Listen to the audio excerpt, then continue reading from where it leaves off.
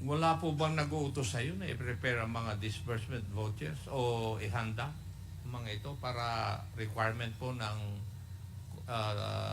paggamit ng confidential funds? Your Honor, pag mayroon na pong physical and financial plan, minsan po pupunta ako sa accounting para mag-request na po na pwede na pong gawin yung disbursement voucher. Kasi And who gives you that order? Your Honor, as SDO, pag meron na pong physical financial plan, alam ko na po na kailangan na pong kasunod pong gawin ang disbursement voucher. Automatic na ginagawa po ninyo? Pag meron na pong physical and financial plan, automatic na po na magpapagawa na po ako ng disbursement voucher. Okay. Thank you.